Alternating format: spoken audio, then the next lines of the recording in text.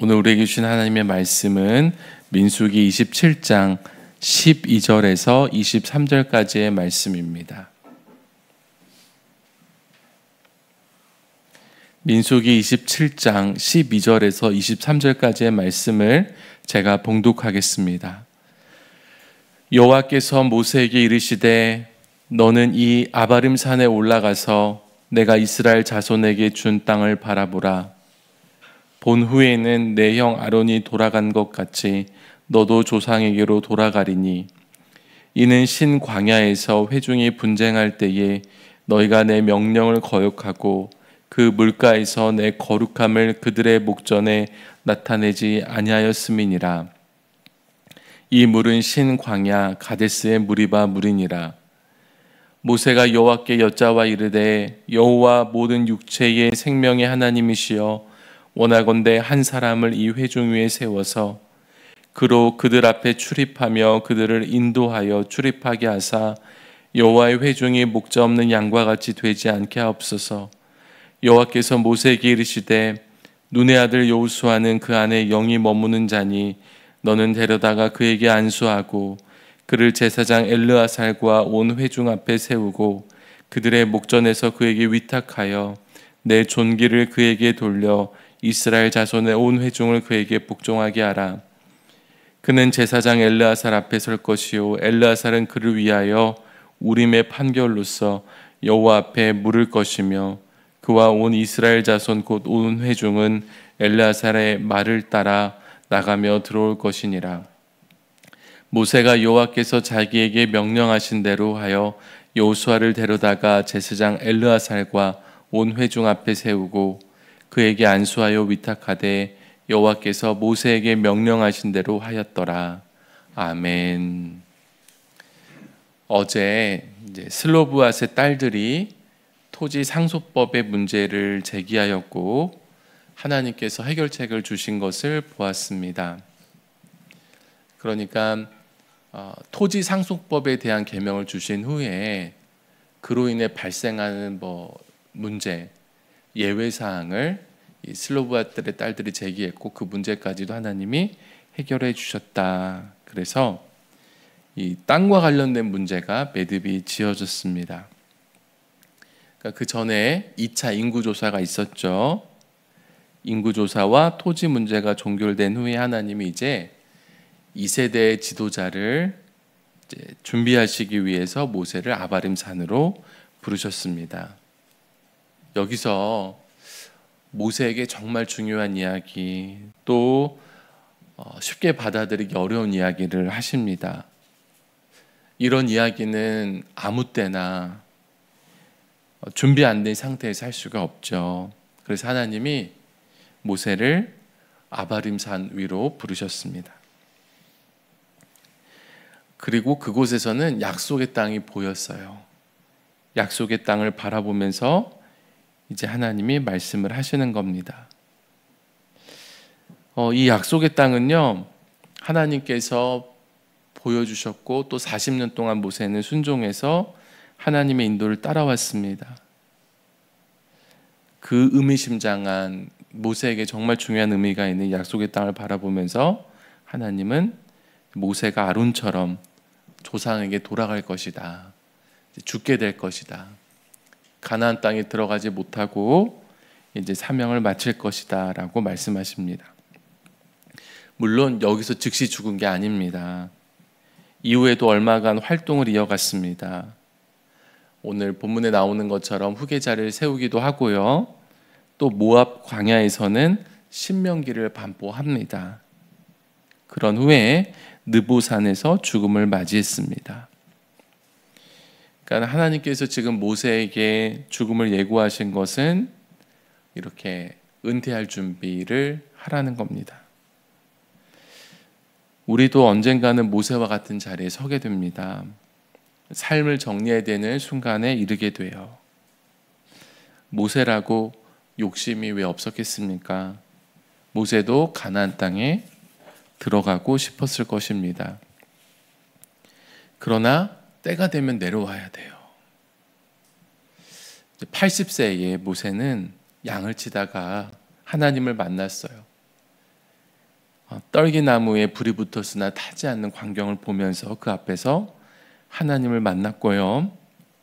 출애굽 사명을 받았습니다. 그리고 하나님의 권능으로 이 사명 감당해 왔어요. 그러니까 사실 아무것도 모세의 것은 없어요. 사명도 하나님 주셨고 권능도 하나님 주셨는데 이제 다시 아무것도 없는 자리로 내려와야 합니다. 뿐만 아니라 인생의 마무리, 죽음도 맞아야 합니다. 은퇴와 죽음을 한 번에 이제 맞고 있습니다. 이제 모든 사람은 은퇴와 죽음을 마주해야 합니다. 참 어렵습니다. 그래서 미룰 수만 있다면 최대한 뒤로 미루고 싶어요. 욕심 같아서는 영원히 뒤로 미루고 싶습니다. 은퇴도 죽음도. 그런데 주님이 부르실 때 이렇게 내려올 수 있는 것이 축복이에요.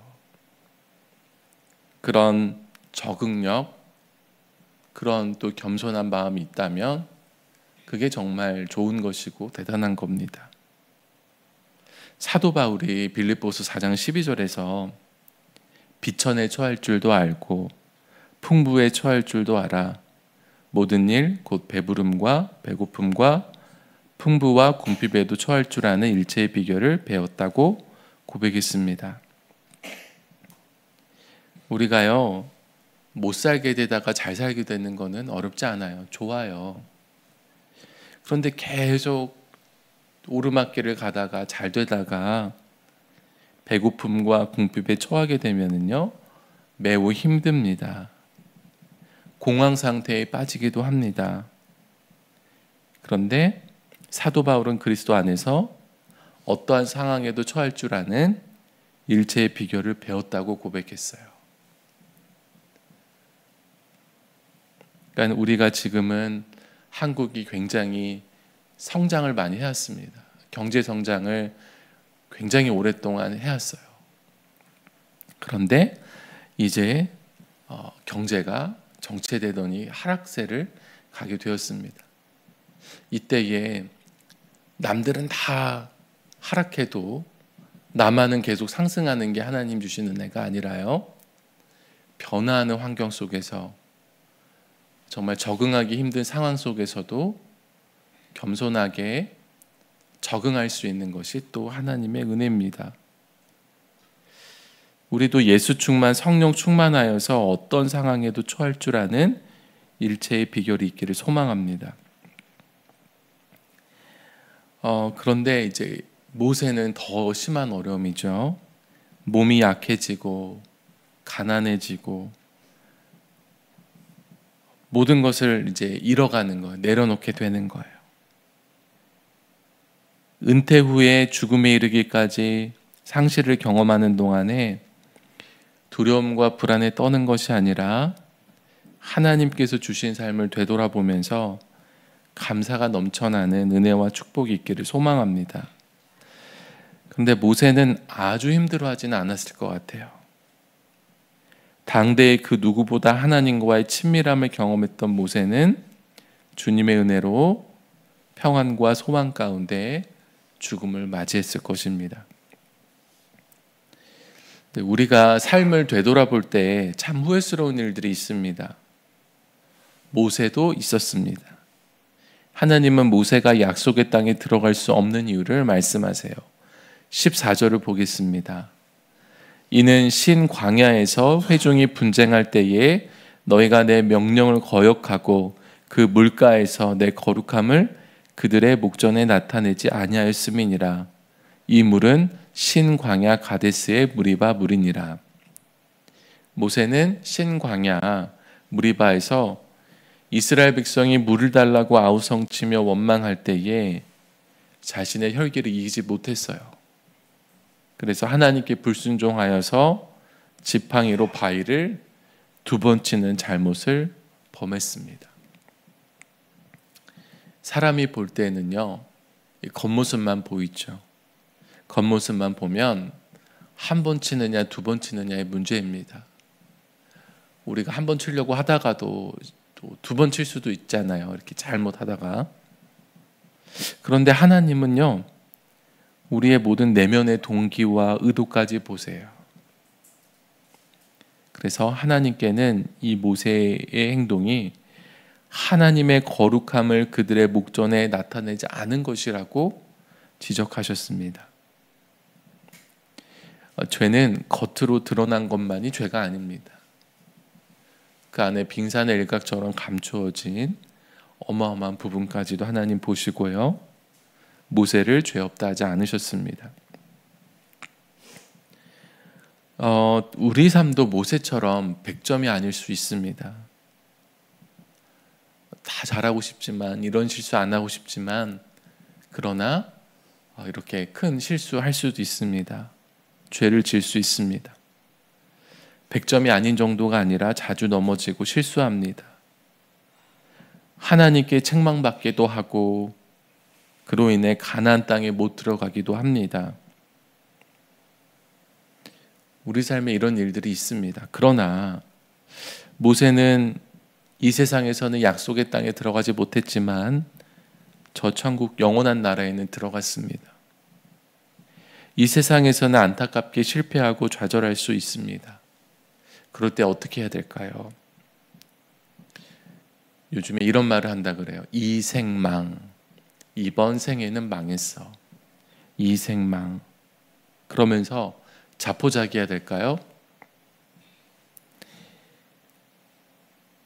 겸허히 받아들이고 그 안에서 최선을 다하는 것이 우리 그리스도인이 살아갈 삶입니다. 하나님 앞에서 죄를 숨길 수 없습니다. 용서하옵소서. 징계를 받아야 한다면 겸허히 받겠습니다. 이렇게 고백해야 합니다. 다윗은 우리아의 아내 밧세바를 범한 일로 그의 말년에 얼마나 큰 시련을 겪었는지 모릅니다. 그리스도의 보혈의 공로를 의지하며 우리가 하나님께 용서를 구해서 용서를 받지만, 그렇다고 죄의 열매가 전혀 없는 것은 아닙니다. 잘못된 생활 습관들은 건강에 해악을 끼치고요, 은밀한 죄의 습관은 하나님과의 친밀한 관계를 막고 또 개인뿐만 아니라 가정과 공동체에 악영향이 있습니다. 그리스도인으로서 좋은 열매를 맺어야 할 때에 못 맺게 합니다. 또 그 추악한 죄가 드러날 경우에 주변에 있는 사람들이 큰 상처를 겪게 돼요. 우리가 모세를 보면서 죄가 모든 것은 다 빼앗아가지 못함을 봅니다. 그러나 또 삶에 큰 아쉬움을 남길 수 있다는 사실도 보게 됩니다. 그러니까 죄를 정말 멀리하고, 그러나 또 무너졌을 때에 자포자기하는 것이 아니라 겸허히 하나님께 인정하고 최선을 다하는 삶을 살아야 됩니다. 모세는 자신이 죽게 될 것을 알고 하나님께 한 가지를 구합니다. 15절에서 17절을 보십시오.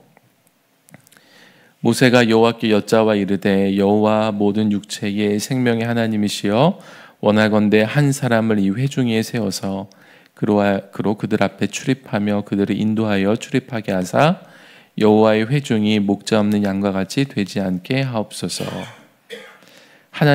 모세가 하나님께 후계자를 세워달라고 청원합니다. 하나님은 그 청원에 여호수아를 지명하셨어요. 여호수아는 잘 준비된 지도자였습니다. 특히 여호와의 영이 머물러 있는 사람이었습니다. 하나님은 모세 옆에 아론이 있었던 것처럼 여호수아 옆에 제사장 엘르아사를 세우셨습니다. 여호수아가 지도자로서 이스라엘 온 회중을 이끌겠지만 제사장 엘르아살이 그 옆에서 여호수아가 하나님의 뜻에서 벗어나지 않도록 지켰습니다. 그는 제사장 흉패 안에 든 우림과 둠밈을 통해서 하나님의 뜻을 물어서 하나님의 뜻을 전하고, 또 여호수아 온 백성은 그 뜻에 순종하면서 나아갔습니다. 그러니까 모세와 아론의 후계자는 여호수아와 엘르아살이 되는 것입니다. 오늘 우리가 이 본문을 살펴보면서 은퇴할 준비, 내려놓을 준비를 생각하게 됩니다. 현재 사명자의 자리에 있다면 곧 은퇴할 때가 올 것을 알고서 감사함으로 사명 감당하시기 바랍니다. 은퇴의 자리에 내려오셨다면 사명 잘 감당하게 된 것을 감사하면서 하나님의 은혜를 만끽하시기 바랍니다.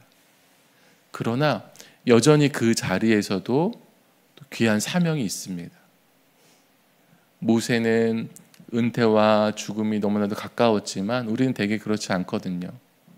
근데 모세는 이 짧은 순간에 무엇을 했냐면 후계자를 세우고 신명기를 반포했어요. 이 사이에도 엄청나게 중요한 사명이 있듯이 우리도 사회에서는 은퇴했을지라도 그 이후에 또 우리가 감당해야 될 사명들이 있습니다. 그것도 기쁜 거예요. 사명이 있을 때 기쁨으로 감당하고 사명을 잘 마쳤을 때 감사하는 우리 모두가 되기를 간절히 기도합니다. 기도하겠습니다. 하나님 감사합니다. 오늘도 우리에게 생명 주시고 주의 말씀을 묵상하며 기도함으로 이 하루를 시작하게 하여 주시니 감사합니다. 특별히 모세의 마지막 모습을 보면서 우리가 사명을 감당하는 것도 참 축복이고, 그러나 내려오는 것, 은퇴하는 것, 죽음을 맞이하는 이 모든 순간도 정말 우리에게 귀한 축복이며 이것을 잘하는 것이 복된 일이라는 것을 배우게 하시니 감사합니다. 하나님, 우리 삶에서 가면 갈수록 많은 것들을 내려놓아야 합니다. 여러 가지 상실을 경험합니다. 그때에 불안하고 두려워하고 괴로워만 하는 것이 아니라 그 가운데서 하나님 주신 은혜로 말미암아 감사하며 은혜를 누리며 잠잠히 주님께로 다가갈 수 있도록 은혜를 베풀어 주시옵소서. 하나님, 이 시간 1000번 예물을 드린 손길들이 있습니다. 하나님을 경외함으로 겸손히 드린 예물을 받아주시고 하나님께서 그 마음의 소원을 아시오니 선한 길로 인도하여 주시옵소서. 하나님, 오늘 이 아침에 기도하며 주님 앞에 나아가는 성도들을 축복하여 주시옵소서. 오늘 이 말씀을 붙들고 주님 앞에 겸손히 엎드려 기도하며 나아갈 때에 성령님 우리의 기도를 도우시고 예수 충만, 성령 충만하여서 우리의 삶이 더욱더 주님 앞에 깊어지고 복된 인생 될 수 있도록 인도하여 주시옵소서. 하나님, 육체의 질병으로 인하여 고통당하는 성도들이 있습니다.